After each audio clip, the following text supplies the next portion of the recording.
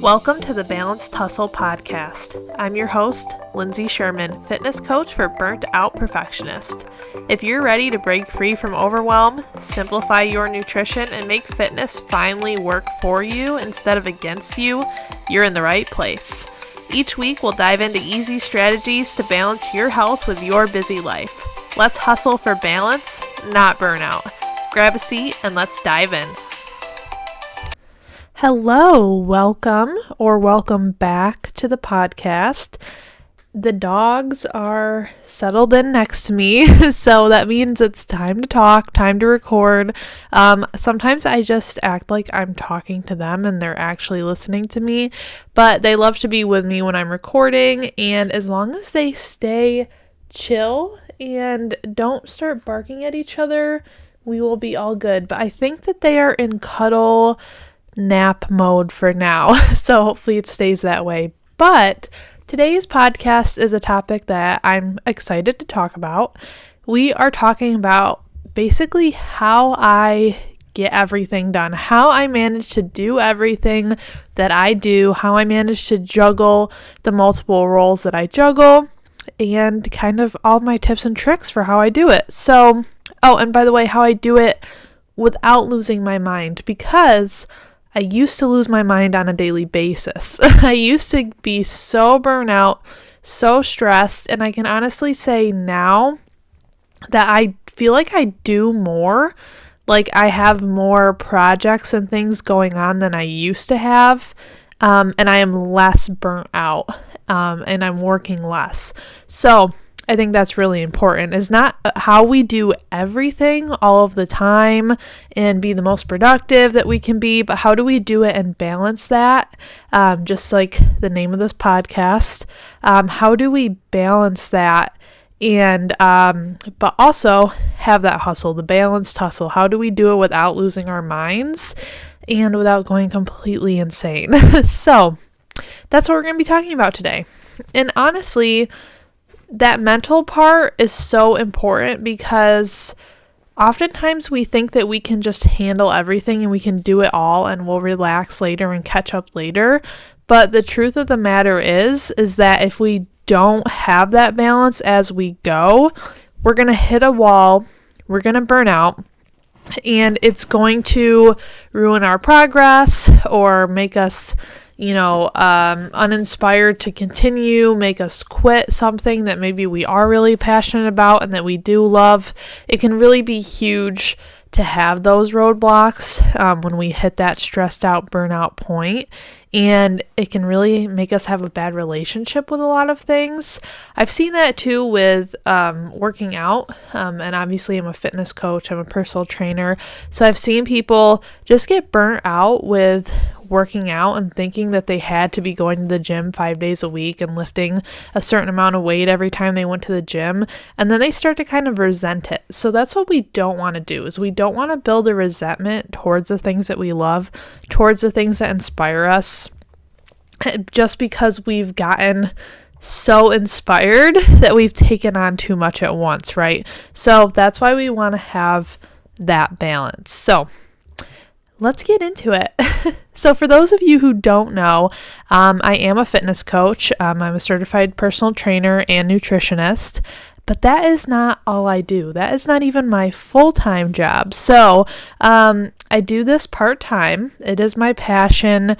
It is a side hustle, if you will, but it's really what I'm really passionate about, most passionate about, and what I'm planning to continue to build over the course of this journey, build this business. But yes, so I do this part-time on the side, and full-time, I have a full-time job. I am an office administrator at an auction house, actually, so I handle all office tasks, balancing the books, and all things that come with the office and running the back end of that business, as well as I do help with auction setup as well, auction pickups, things like that. So that's a really fun job. I really love my full-time job.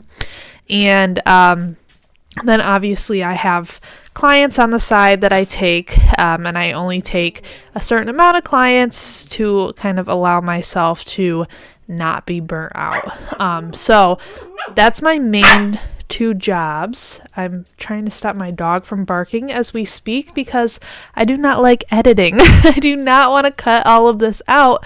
So I think I'm going to have to just keep my hand on her belly, give her belly rubs because she wants attention. So where was I? So I've got those 2 jobs, full-time job, part-time job. And then on top of that, I obviously am keeping up with my own fitness routine. So keeping up with my own workouts, my own nutrition, and then being a wife. So, obviously having time for my husband as well as for my dogs, because I am a dog mom, as we all know, because they are always causing mischief in the background of all of my things. So having time for the dogs, for my husband, for my house. We own a house. We actually own 3 houses. So that's another thing. We've got some rental projects going on that we are possibly turning into rental properties or flipping to sell. So we have that going on. And what else? Other family stuff. My family all lives nearby, so I have the other typical family stuff, especially now with the holidays going on. There's a lot of things going on. But yeah, I don't have kids. That is one of the things I don't have going on. So I can't speak to having kids, but I do obviously have multiple jobs. I also help my husband with his business as well, with his books. I don't do any of the work for that business. He's a machinist, and I could not wrap my head around anything that has to do with machining. So I stay out of that, but I do help him with his books and things like that. So just balancing all of those things can be overwhelming sometimes. And I will say, again, I don't have kids. So that does allow me to have a lot of freedoms and some extra time that I know many of you who have kids may not have, or may not have, just some of the flexibility. And I know when you have kids, things pop up that you might not be expecting. I can't speak to that. But I do think a lot of the tips that I'm going to be sharing with you today will help you whether you have kids or you don't have kids. And whether you have multiple jobs or you just have one job. You don't have to have multiple jobs like I do to find yourself becoming burnout, to find yourself becoming overwhelmed with things. You could honestly work part-time and just have a ton of hobbies. You could be retired. I have seen people who are retired who are busier than I am, right? Because you could have hobbies, you could be on different boards and things in your area, community things. So really, these tips can help everybody, no matter where you're coming from here in life and what you've got going on. But it has taken me some practice to learn how to balance 2 jobs. So, and balance them well, because I don't like doing things half-hearted. I like doing things with my full energy, and there are times where there is some overlap where, I'm thinking about one job while I'm at another, and vice versa, or I'm thinking of things, just thinking of things that I forgot maybe for one or the other and that pop up, something like an email I had to respond to or something like that. And then obviously when I'm at home, trying to keep both jobs and work separate from my home life too, because I think that's really important. So what I do, where do I start? What I do, number one, is my full-time job is basically a 9 to 5. So working that, I go in at 8:30. So I start at 8:30 and I work till 5. So 8.5 hour day. And then everything else gets structured around that. So if you are looking at setting up your schedule, planning how you're going to get things in and done, always start with like the biggest non-negotiables, the things that you can't really change and that are the biggest basically structural foundation for your schedule. So if you have a full-time job like I do, or a job or something that takes up a lot of your time, then you're obviously going to want to factor everything else in around that. So I've said this before too, I really believe in a planner and a digital planner at that. So I used to use a paper planner. I used to be a huge paper planner person, but it's not the same as a digital planner. I think you've got to switch to a digital planner if you want to get your stuff together. It's just so much easier to move things around, to add things into your planner, to adjust time frames, and it's always with you no matter where you go. There's just so many pluses to a digital planner. And what I will say is if you really do love writing things down, now I'm not going to tear you away. I'm not going to pry your paper planner out of your hands.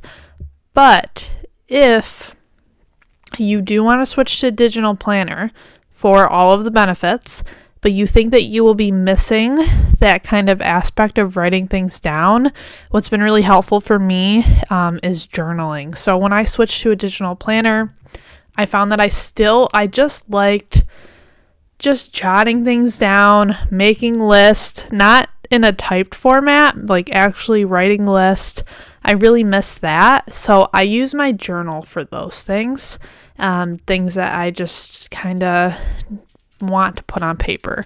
It's not really a planner for me, but I do enjoy a journal. So you may find that you could get into journaling through this kind of change up of how you do things. So I always have a digital planner on me, obviously, because it's on my phone.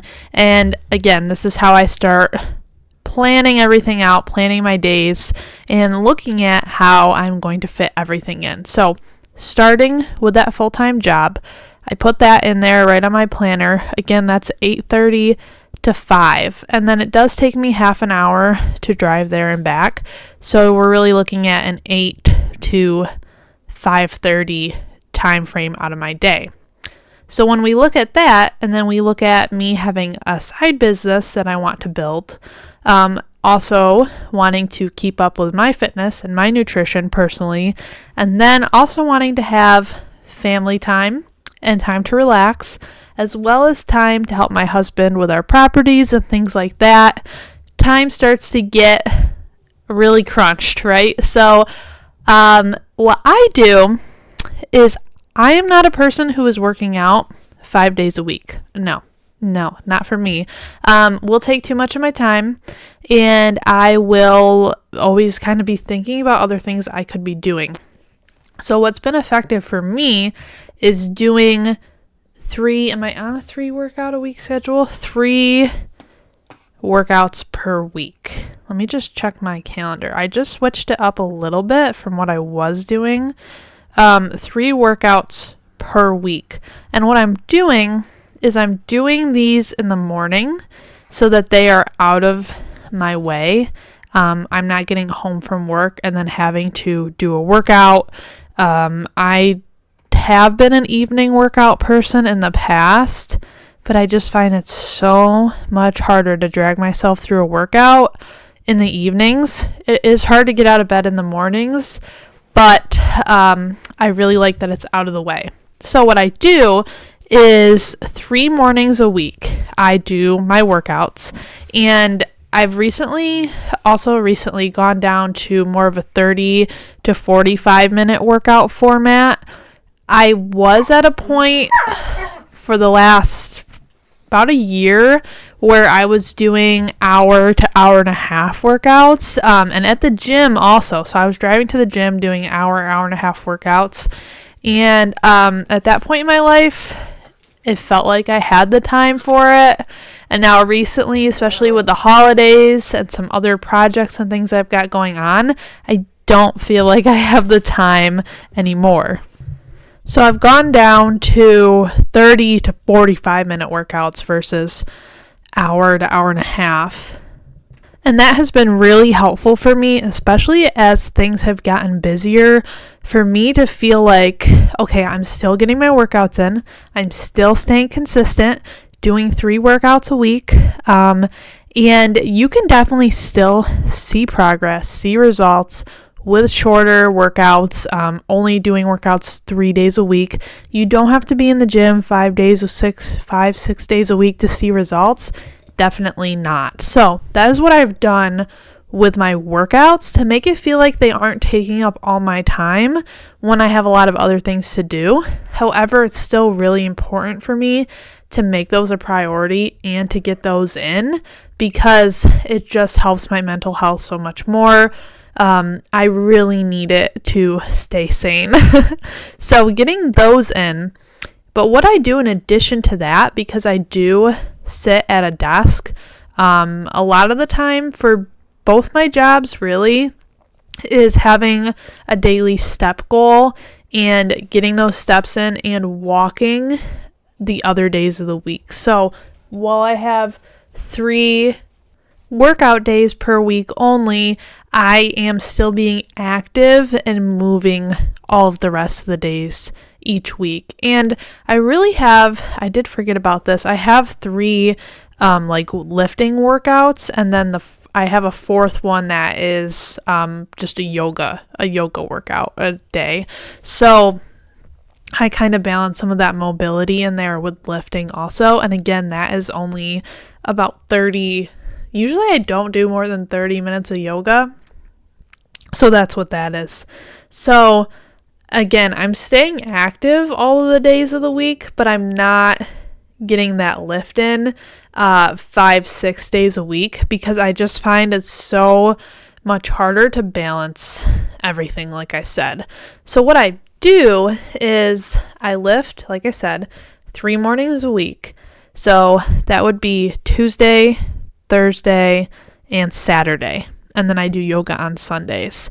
So on Mondays, Wednesdays, and Fridays, I still get up at the same time and I do business work instead. So Mondays are always client check-in days for me. Wednesdays are content days. I've got it all written down because my brain cannot remember anything to save my life. Yeah, Wednesdays are content days. And then Fridays, I do usually some client programming for new, if they need new workouts, new nutrition programming, things like that. So Mondays, Wednesdays, and Fridays, I'm doing that in the morning. So it sounds a little confusing, but what I'm doing is I'm getting up at the same time every single day, and I'm having the same morning structure, just in place of workouts. Some days I'm doing work instead.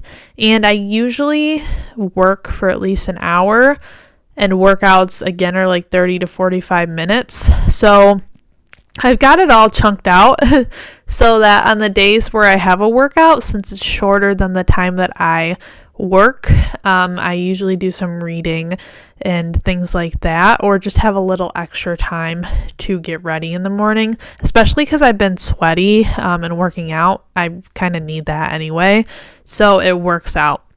And if you want to do something similar, what I did that really helped me figure this out was I used ChatGPT. And I've talked about ChatGPT before, but it's so cool because you can literally type in there and tell it, I want to work out this many days a week. I want to do this many days a week. I want to wake up at this time, and I want to sleep for 8 hours. You don't even have to tell it all that information. Like, you can build on it as you go, and it will pop out a schedule for you. And then you can look at the schedule and say, I don't really like that, or I actually need to sleep for 9 hours instead of 8. I don't know. You can give it adjustments, and it will just rearrange your schedule for you, and you can go back and forth, and it's incredible how fast it spits it back out at you. So I use that to develop a morning routine, and I told ChatGPT, I was like, actually, I want to get dressed before I do this, and I want to, make sure I make my bed in there too. Something like that. And it just made it for me. And I told it exactly what I just told you was, hey, I want to work out this many days a week. The other days I want to do business work. How do I do that? And it helped me figure it all out. So I've done it myself in the past, manually, obviously, but that's something I've really been enjoying a lot lately. So again, I do business work Monday, Wednesdays, and Fridays for about an hour. So that's 3 hours of business work. And then what I do is on Tuesdays and Thursday nights, I do 2 to 3 hours of business work. So I usually work on my business for let's see, that would be 6, 7, 8, 9. Yeah, around 10 hours a week. And then I also will do some other things on top of that, like here and there, like just responding to messages and posting content. The hours add up a little bit outside of that, but it's typically 10 to 12 hours a week that I'm working on business things. So Tuesdays and Thursdays, I work at night, partially because some business things I just don't like doing in the mornings before I go to work. One of those being podcasting. I just prefer to podcast at night. I don't like feeling rushed, like I have to be watching the time to get ready to go to work. Things like that. Client programming is kind of the same way. I tend to like to do that at night too. Don't know why. And then there's some business things that I just feel more creative towards in the morning. Like content, I just wake up with more ideas in the morning than at night after I've been through a day of work. So it kind of really works out for me that I do some work in the mornings and then some at night. And that's how I balance it with my fitness schedule. And that's also how I make sure that I'm not working like every night after my full-time job on my coaching business, because if you let me, I would. I have so many ideas and thoughts, and I could just spend every night after work just doing something for the business. There's always something to do when you're a business owner. Like I could be updating my website, I could be writing content, I could be taking pictures, recording reels, podcasts, all types of things on top, the things on top of the client experience. So it's almost a good thing. It is a good thing. I won't say almost. It's a good thing to give yourself time blocks and time chunks so that listen, I have from 6 to 7 a.m. to respond to client messages and emails. I have from, say I'm working at night, I've got 6 to 8 p.m. to write content, something like that. I'm actually way more productive than if I was to just give myself all hours of the night after work and weekends.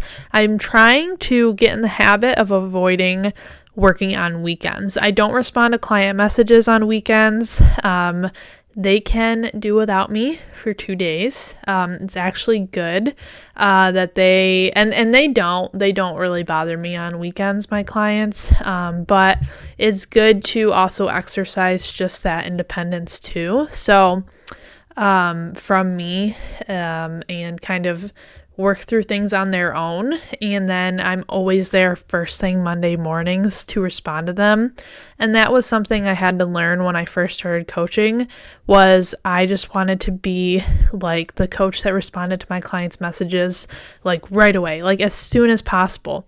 And I always it's a balance, right? Because I don't want to come across by saying I don't respond to my clients quickly. I do still respond in a very timely manner, usually within a couple hours, always within a day unless it's on a weekend, but usually within an hour or two. But it's taken me some practice to not drop the thing I'm doing right at that moment when I see a message come across, if that makes sense. So if I can get in the zone to write content because I know that I have an hour, I have 2 hours to write content, I get in the zone and then I respond to the message right after that. So blocking out your time, I think, really helps you be productive and stay focused. So that is one of my biggest tips, on top of making a schedule. It kind of all wraps in together, but on top of making a schedule. So again, by planning my mornings out, I get a lot of what I need to get done for the week outside of obviously going to my full-time job done in the mornings, besides those 2 evenings that I work. And then I try to really focus during those times so that my weekends can be more open for family time, working on our properties, things like that, as well as the other weeknights, the 3 weeknights that I don't work at night. So that's how I tackle that. What else can I give you? What other information can I give you to help you? One thing that I did have to learn that was really hard for me was that not everything needs to be done perfectly or even in full every day. So I started with really an all or nothing mentality that I've had for quite a long time, where I always felt like I had to, unless I got everything done in a day that I wanted to get done, I wasn't successful. Like, I failed. And so the first thing I had to learn was that it doesn't all always need to get done. And the second thing I needed to learn was to set reasonable expectations for myself. Like, I would make lists and my husband would say, like, what's on your weekend list? And I would tell him everything in my head. And I'm like, I need to get all of this done or I will be unhappy when Monday comes. Like, I will not be having a good time. And he would look at the list and he's like, you can't do that all in a weekend. And I've always took that as a challenge. And I'm like, what do you mean? Like, I need to get it all done. Like, it needs to be done. And then every single weekend I would fail and I would feel so awful when Monday came and I hadn't done everything that I needed to get done, and it would happen, and it had to happen over and over and over again. So I had to learn to manage my expectations on top of managing how I felt when I didn't get everything done, and knowing that, like, my kitchen doesn't have to be spotless every night of the week. You know, like, for me, I'm like, I felt like I needed to work out 5 days a week and have my kitchen always be clean and my house always be spotless and like all these things. And I had to eat my protein goal every single day of the week. And it's like, yeah, those things are important for me, especially like for my mental health. I love to be in a clean space. And, you know, I love hitting my goals every single day. But it's like, hey, if I fall short of my protein goal a couple days this week, the world is not going to end. And actually, as long as I'm still trying, I'm probably way, head and shoulders above where I used to be. It's like, I think about it with water all the time, right? Like, I've got this water goal that I don't hit every day, right? But it's like, I used to drink literally zero water. I used to drink zero water, like, for the whole week. And then I would have all these migraines and I would wonder what was wrong with me. And now it's like I'm drinking a ton of water compared to what I used to drink. And then I challenge myself with a new goal and I'm like, oh, I didn't hit my goal every single day this week. Well, geez, like, I have gone way above where I used to be. Like, my baseline, and I talk about this a lot, my baseline is so much higher than what it used to be. And if you can just get started and, you know, work on building the habits, it's like, even if you work out 2 days a week, well, look at the you that used to work out 0 days a week. It's like, oh, if you didn't hit your goal of 3 or 4 days, but you consistently now work out 2 days a week, you've raised like your baseline for success, basically. Does that make sense? So just kind of reframing it in your mind. And yes, like, there are a lot of great goals that are really great to strive to hit and things like that. But just reframing how you're thinking about it and the expectations that you're putting on yourself. Think about if you told a friend, like think about if you had a friend come over for a day and they were like, hey, what can I help you with today? And you were like, we need to do every single thing on this list. Like, how would you feel? How do you think they would feel? Like, this is what you're doing to yourself.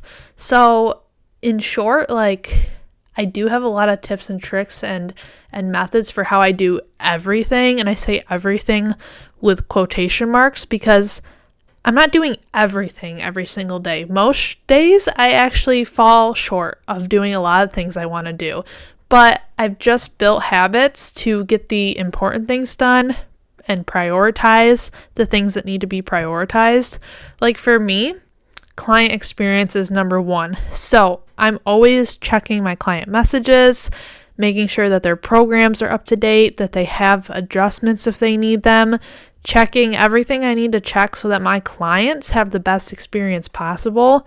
And if that means that my content for the week maybe falls behind, just as an example, or maybe I don't take on new clients, that is okay in my head because my priority is client experience. And you can really do that with pretty much anything. So really thinking about what you want to prioritize and what you're okay with maybe not happening and not getting done. Because if you are someone like me who likes to just think of everything that I could possibly do in a day that's not even possible, some things are just going to have to not get done and kind of fall behind unless you're really good at time management and like not overscheduling yourself, which I am not. I will overschedule myself as long as I am able to.